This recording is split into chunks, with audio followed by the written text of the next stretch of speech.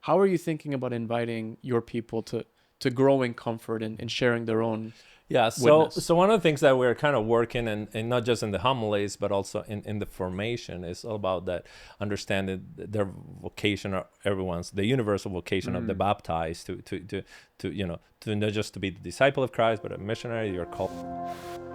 Welcome to Magnified Ministry Podcast, the podcast dedicated to inspiring, encouraging, and equipping parish leaders to build thriving missionary communities in today's rapidly changing world. This is the Magnified Ministry Podcast.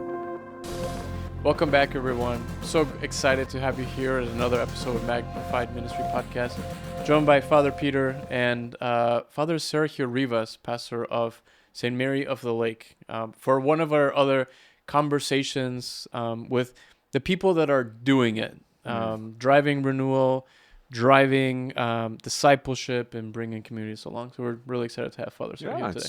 Thank you for joining us. Thank you for inviting me. I'm very happy to be here. So part of what we try to do in those episodes is to have a bit of conversation with guests, of just trying to figure out what is it that people are doing, right? It's the church is just such a interesting body, right? Because it changes constantly, and there's always a new opportunity for the Spirit to kind of bring something new and something fresh, and yet also resurrect something that was there for a long time. And we find that having those conversations with pastors from different parishes and communities is so enriching, because I think we as pastors listen to each other. We're like, great, I'm not alone. Like, I have the same struggle, or I had the same idea. So it's just really affirming. I find it at least affirming. So thank you for joining us. So thank you for having me. It's great to have you. Yeah. So, would you mind just telling folks a bit about your story? Like, how did you get where you are? Yeah. And some of the stops along the way, because there's been many. My God, yeah. So I'm originally from Colombia. I moved to the United States 2004, so 21 years ago. I'm a psychologist. I worked as a psychotherapist 2 years before I actually moved in here in the United States. Learned English here in Milwaukee and joined the Benedictines in Aurora, Illinois, Marmion Abbey. I was there for 10 years as a monk. Part of those 10 years, I was actually at Mundelein Seminary. Actually, I think your last year was my first year at Mundelein, so we kind of cross a little bit paths there, I think. I didn't know that. I think, yeah. That's a news to me. Or also, I think another connection is you did CP at Lutheran General? I did it too, so I remember kind of hearing the stories of Father Peter there. And, for another episode. No, good ones.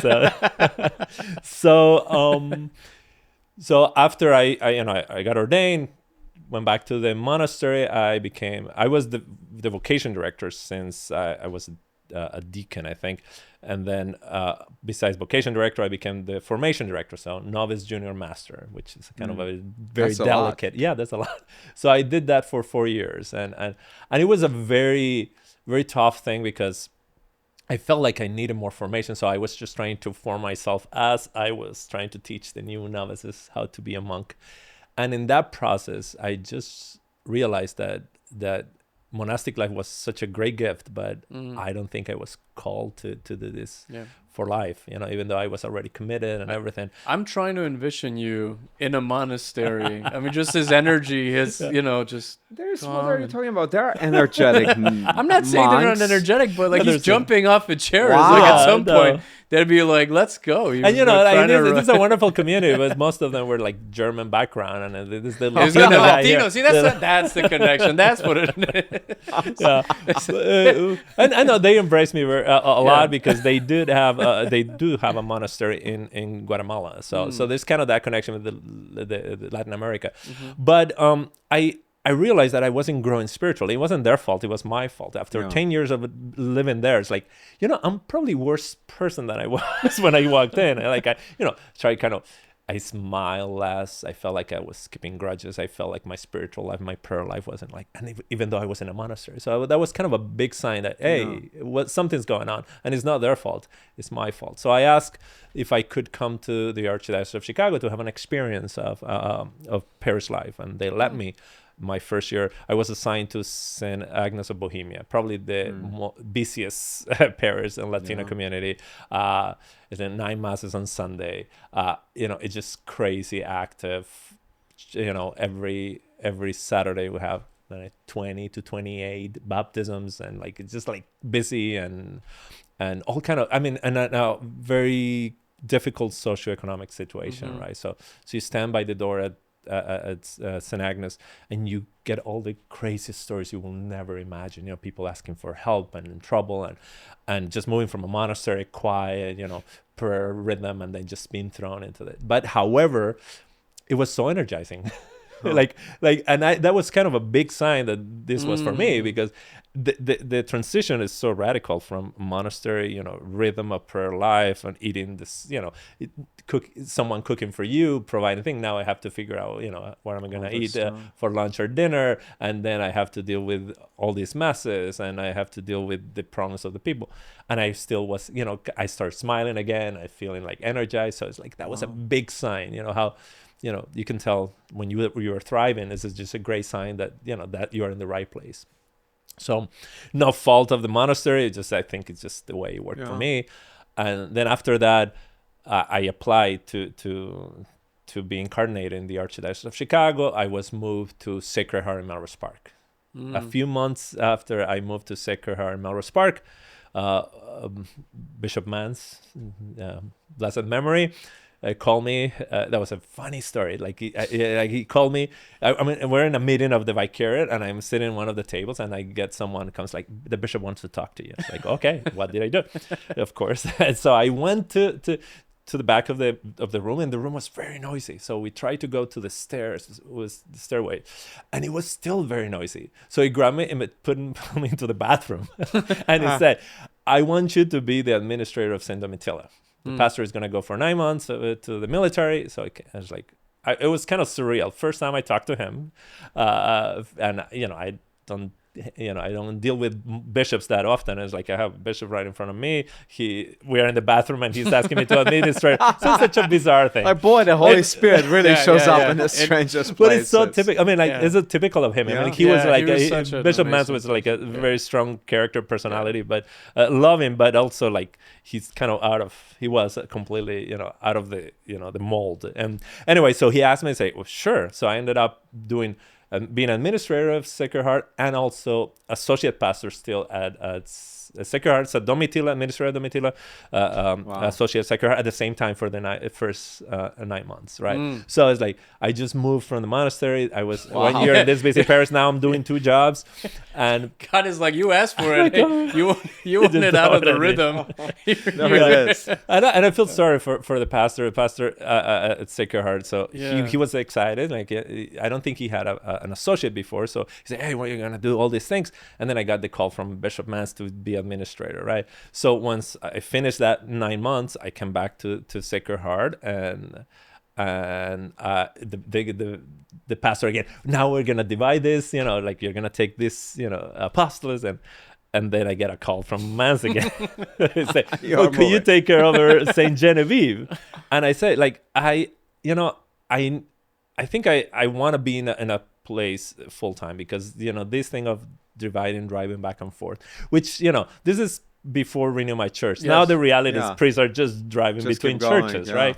So I say yes, and no, he said, "Oh, don't worry, Saint Genevieve is a huge parish, so you're gonna need." And it was, and like the October count was around 3,400 people on Sunday masses. The school had around 200 kids. The religious education program was around 600 kids. And like it was just a big place with a lot of life. And so I moved there full time. I became administrator there, and I helped Genevieve and Stanislaw go through the sermon process. Yep. Became one, and so I still needed a little bit more time to go through the process of incarnation. So because it was supposed to be 4 years, and it was like the third year. I was on my third year, so Bishop Mans again wrote a letter. It's like, I need him incarnated. I need him to be a pastor. So someone listened to him downtown, and he made it happen. He made it happen. So I got incarnated, which happened to be just a month before I became a citizen, right? So that was that's very cool. excited. So it was a Pastor, citizen, incarnated. I mean, that's, during the that's- pandemic. that's- This is that's not 2020. bad. Yeah. It was 2020, which Yeah. is like That for was everyone, work. you know, that was Yeah. it was a really hard year, but Yeah. for me, it also was a blessing. I became a priest of the Archdiocese of Chicago and also, a citizen. So it was a good year for me. I'm sorry, even though, and then I became the pastor. I then also they asked me at the beginning of being a pastor. They asked me if I could be the director or the coordinator of Hispanic Council, which is it was a job for 3 years. It was just to coordinate the insights of this group that's called the Council in Latino Matters, and to advise the cardinal on those matters. I say yes, and then because of that job, I start kind of worrying about certain situations, certain parishes, and Epiphany and Good Shepherd in Little Village was having a problem finding a pastor. They went through a few administrators in 1 year. So I keep asking, hey, what's going on? Like, please, these communities need a I know pastor. where this is going. Until someone said, why don't you do it? So if you don't want to do something, just don't even bring attention to it. So Off you go. So I my spirituality is still Benedictine. So when you try to define other communities, like Dominicans, truth, the search for truth is kind of what Dominicans are. Or you think about Franciscans, poverty, right? For a Benedictine, is obedience, right? So the whole spirituality of a Benedictine, of the monks in general, not just Benedictines, but monastic life is based on living the baptismal promises, inspired in Jesus that became humble and obedient to the Father, right? And so that's how a monk sees himself, someone that is obedient and humbles, and participate of the redemptive work of Jesus Christ. All right? So to me, obedience is something serious. So when they asked me to go to Little Village, I said, well, if the cardinal wants me, it was definitely, he is the last word in terms of obedience, right? We have the placement board and everything, Sure. but I needed like a bigger sign. So I guess he sent that sign and said, the cardinal wants you to move. Like, okay, just Off I go again. there you go. So after 2 years of being pastor of Genevieve and Stanislaus, I moved to Epiphany Good Shepherd, which is an incredible experience, great community. Back in Little Village, because St. Agnes is in Little Village, so I went back. This is a fascinating community that needed a lot of love and care, because they were a year without so a much pastor. transition. Yeah. And then after 2 years of being 2.5 years, I got another call. And again, directly from the cardinal, not the cardinal, but someone in the name of the cardinal called me and asked me if I could take St. Mary of the Lake. And again, I asked, is this the placement board or the cardinal? I said, no, this is the cardinal, because what was happening is Father Manny was going to Rome, and that was a secret, pontifical secret. No one could know about it, because until the Pope doesn't make it official, it was a secret. So like, no one knows this. It's just the cardinal. And the cardinal asked me to ask you. It's like, okay, if it's the cardinal, yeah, sure, whatever. And so I ended up at St. Mary of the Lake. I've been there for 7 months. You probably around the year 2 should really pray a lot. That God will discern. I am praying now. Like, I want to be here. I want to be here. Lucky you, the cycle of the summer appointments is done, That's right. so You're at good least for you're at least okay. another for- Yeah, but this is for the thing. another cycle. Sometimes my appointments, like, I never been through the placement board process. I never Yeah. been through Yeah. to the like. I have to move. Like St. Genevieve, I move a different time. I move a different time here at St. Mary of the Lakes in Our Lady of Lourdes. So it's like, it doesn't even, like, just to be off the placement board schedule doesn't Nothing give me here any for you. doesn't give me any Wow. any peace.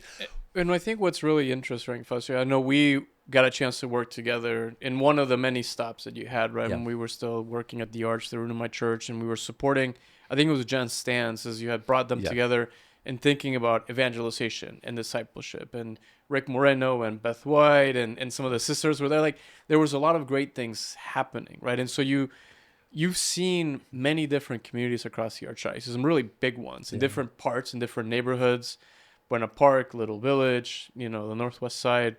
And I remember one of the things I was always struck by your desire to help people encounter Jesus in a new way or for the first time, right? And can you maybe talk a little bit about what what that has been like, right? That you've gone to so many different communities, but that has stayed constant. Like, why is that such an important part of your pastorship, if you will, or the priorities that you set as a pastor? Well, I think I decided to be a priest because I want to help people to grow in that direction. I think the monk vocation that I felt like I had before is just a very personal vocation. It's like about my holiness, about how my relationship with God. But I think the priestly vocation is a vocation that is not for you, it's just for others, right? So you're not a priest to celebrate Mass in your room or in a little chapel, locked up. You're a priest because you're supposed to serve the people of God, to encounter Jesus. Mm-hmm. And that encounter has very concrete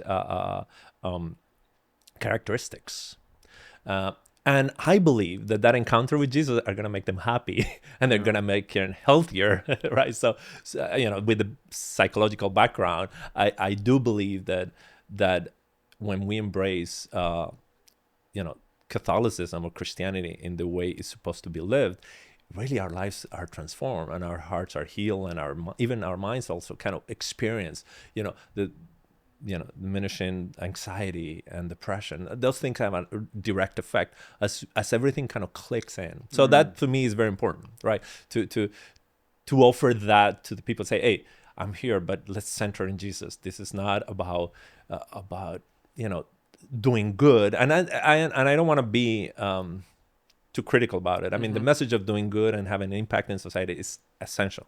But I tell my community, atheists serve better than us, or every religion. Sometimes we can find examples of people that are not Christian and they serve, but we do it in a way that it transforms us. So as we serve, we're transformed. And another thing that has helped me, I went through seminary through the pontificate of Benedict XVI. So if you see me celebrating Mass, you probably think about a little bit about Benedict. But I became a priest, a pastor, a diocesan priest under the pontificate of Francis. So if you hear me, you probably will hear my homily and in the spirit of Francis. And I think, just to make this answer very long, I think Francis just gave us a grammar. It gave us a language to speak about how we do, what's our work, and there are a few key terms, culture of encounter, for example, right? So this is not about providing a burger on Wednesdays, like we have the soup kitchen that you guys help us so much with the soup kitchen. It's not just about like providing a burger for them on Wednesday so they don't go hungry that night, but it's about like knowing their names and and just allowing them to tell what they're going through, or just chatting and looking them at their eyes and just kind of returning that dignity. So it is a lot of that encounter that is so essential. And so to me, my ministry has to do, I hear Francis's way of talking about encountering the other. That is to me is absolutely essential. Radical hospitality, there's another term that it was dear to Francis, like, we are here and we accept you the way you are. Now we want to walk together, so we together heal, we grow, but I love you the way you are. Right? So that's kind of the message that to me it is important. So that's I think, to answer again your question, is you embrace the other because you want to be a Christian and love the way Jesus did. And in that process of loving, you are healed, I am healed.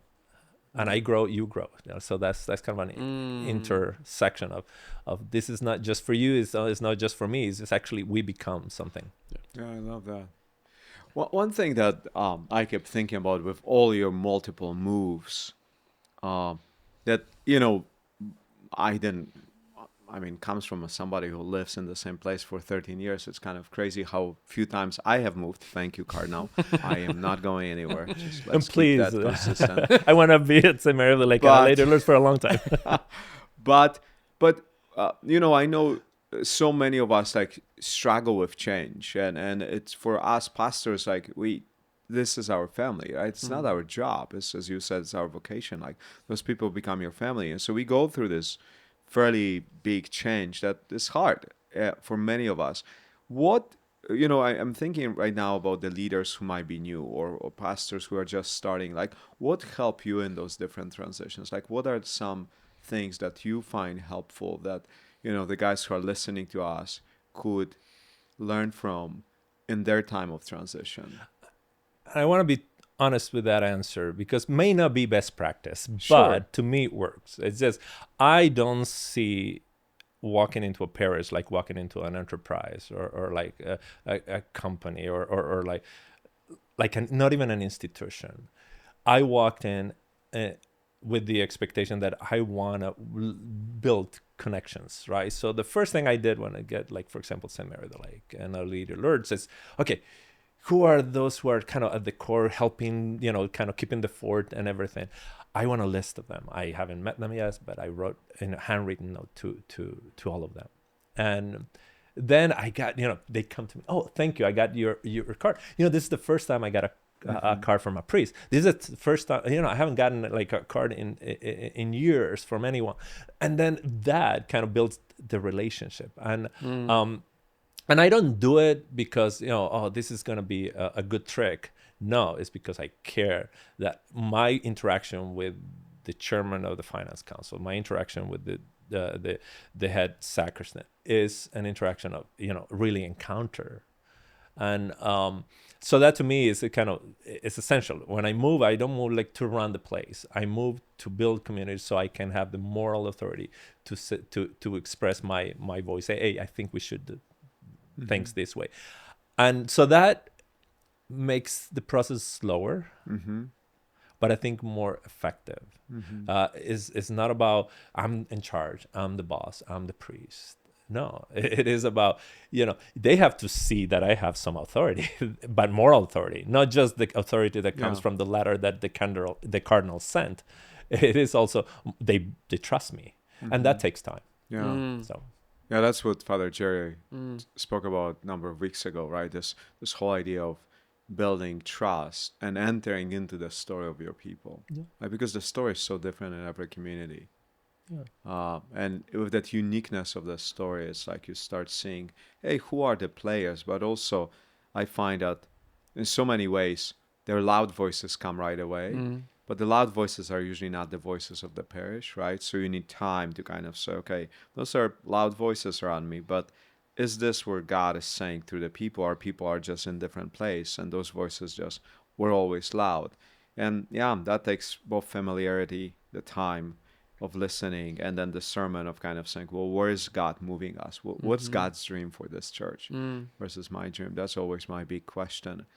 Because it's easy to make it about us, no matter who we are, whether we are lay leader, whether we are pastor, whether we are parishioner. It's like, well, this is what I want out of the church. The question is like, what was Jesus's mind when he started this community, where he actually chose to raise the founders to build this place? Like, what was Jesus's vision, and how do we keep discerning Jesus's vision for this part of the city we serve, and be faithful about it, and dream Jesus' dream, not our own dream? And I think that's the conversion point. What do you see happening right now in your ministry in the church? So again, when we frame the podcast, our hope is that we help the parish leaders to recognize more and more we are in a pre-Christian society, not post-Christian. So many of our young people, they never really had the experience of the church. They know about it, but that doesn't mean they know that. And there's some freshness and newness to it. And where are you with that? Like, where do you see the church? What do you see happening in the church now? Well, I think, like my community is so diverse now. There's all kind of people from all over the world. I mean, like everywhere, Asia, Africa, Latin America, Europe. I mean, like, and many people come to church because, they feel like, okay, this is my duty, and I'm a Catholic and come to church. And my hope is that I can really make them understand that they are called to be missionary disciples, and that they are called not just to come here, but when they leave, they can talk about their experience of Jesus Christ. But it's not just, it's not throwing the catechism of the Bible at people when they talk about Jesus or when they talk about the faith. what I want them is to talk about their experience, why they show up on Sunday or during the week. I love the weekday masses because, you don't show up on a weekday mass unless there's something. I mean, either you're sick, you're worried, or you just make a habit to have this time with Jesus, right? So that core weekday mass and I talk to them a lot about, okay, why are you here? And can you talk about that with others? The parents, the parents always like, what do I do with my kids? Like, they don't come to church, they don't practice, it's not even relevant to them. And I say, it's like, when they're adults, there is nothing you could do in terms of like making them go to church, right? Show up on Sunday. What they can do, and I try to do myself, is talk about why you show up, but why you really show up. Like, I'm anxious, and when I go to mass, I just feel that peace. When I like, I'm worried about a job, and I feel like if I go to churches, I feel like strengthened, and all these kind of things, that experience that they have by practicing their faith, they can give witness to that to other people, particularly their children. And I assure you, when they are in the same situation, when they feel like, they're looking for a job, they're worried about something, they say, oh, I remember my father. Oh, I remember my mother did that. And they're going to show up at the first church they see. It's like, they're going to walk in like, hey, I need this. Right. Yeah. So sometimes in terms of witnessing, I want people to witness their experience. So my goal to reach out to these people that have no, the pre-Christians, like you call them, is just, hey, this is something I do. And this is why. And I think we offer opportunities to people to say, hey, maybe that will work for me too. Yeah. And I, as a Catholic priest, I believe that will work for everyone, right? So it's like, I'm convinced that if we give testimony of what Jesus does in our lives, then people will, hey, I can do that. I can avail myself of those things. Now, so now I'm kind of starting the process of kind of getting to know the community, the potential of the community. To me, Renew My Church have gone through many processes, but one term that really got stuck to me at the beginning when Renew My Church was being proposed is the soft entry points, right? And all these models of encounter that there were like 5 of them, and that soft entry points will be kind of the first one for the unchurched, for the people that really don't have any or have a negative thing. So what I hope is to build a community that can actually navigate those 5 points of encounter themselves. As a missionary, I was like, hey, I know this person. I cannot invite them to church with the rosary. That wouldn't work with that person, but I can invite her for coffee. And I can, very honestly kind of talk to them about my experience of meditation in the mornings, or my experience of whatever, right? So my hope is that as we grow as a community, we can also grow in our ability to understand the reality of the world, because the reality of the world is so complex, that we can actually be missionaries, disciple in a way that is not just, carrying a cross, and just put in people's faces. That, it's a whole different thing. To it. That's right. Yeah, you're talking a lot about the importance of relationship, right? And building trust. You kind of talked about, you as a new pastor, the importance of building trust with people, because that then leads to a real, genuine authority. Not authority in like an authoritative way, but you ultimately as pastors are leaders of the flock, right? And we need to look up to you with a sense of obedience and authority. Like, I think that's an important piece. But I think in this day and age, it's not a given. It's something that's kind of earned, right? You actually have to almost earn people's trust, and then that leads to respect, and then that leads to following, right? Yeah. And what I find interesting is you also are pointing this importance of relationship and importance of conversation, right? And what I wanted to ask you, Father Sergio, is the idea for Catholics to share their faith in a non-judgmental or not aggressive and not overly what's the term, just like apologetic and trying to like prove people wrong, is not in our DNA.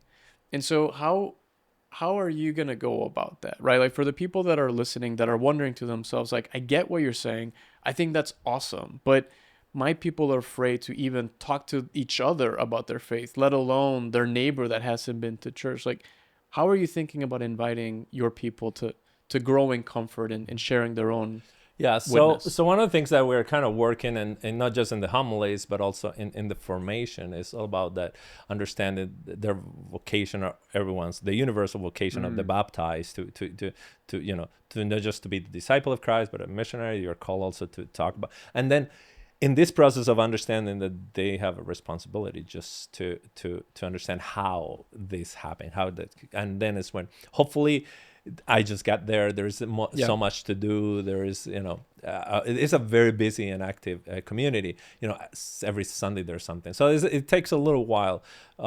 And my predecessor started. I mean, I was very lucky. I got there with after someone that really was on fire and was really doing great things. So, it will take a while to kind of transform the mentality of many people, especially those who show up every Sunday. Because Sure. I told them, I always tell the people that show up on Sunday, like, your grandmas lied to you. They said that you would go to heaven if you show up on Sunday. It's like there's a small print. You also have to talk about what happened here outside. That's the other part of it. It's just not just about showing up. I love that small print. That's good. It's That's about good. the other stuff, right? And going to the pre-Christians, like there's the whole thing of it's a different way of preaching now, because even though they have no relationship with Jesus Christ, or they don't understand the church, even if they don't have any prejudices about the church itself, everyone, I think, in the world right now has a prejudice about institutions, right? So we have problem with institution. Every institution let us down, and we are suspicious. And in this country, from Supreme Court to Senate to every main institution that was sacrosanct 50 years ago, now it's like, yeah, right. And this is the church, the same thing. I mean, we haven't helped much with the whole thing of a sexual scandal that really is a serious thing that had caused a really deep wound of suspicion, but independent of all that, like real things, there is also, everyone is kind of have this suspicion of institutions, and that's why the role of the lay person, the evangelize, that give testimony is so important. Because I show up with this color immediately, even if they don't have any prejudice against the priests per se, they do see me as an institution, right? So a part of the institution, and that it may be for many a problem. Like, it's not that you are Catholic, it's just that you are part of an institution. And so I think the future, and I think that's why, so the Holy Spirit was working so clearly in Vatican II, is that it's preparing the church. It give us all the tools we need to really allow and put forward the laity to do the evangelization, to give testimony, to go and interact with the rest of the world, and really kind of give testimony of Jesus Christ and invite them to communion. It's not invite them just to be a member. It's just that real connection, right? Yeah. So that's wonderful. Well, this was great. Unfortunately, I think we're at time. I talk too much. I'm No, sorry. Hey, that's what always but happens. we brought you to share, this is great. But we always get out of time. Yeah. But thank you so much for joining us. Thank you for having me. Congratulations, all the work you do. We pray you stay longer. Yes. In Me there. too.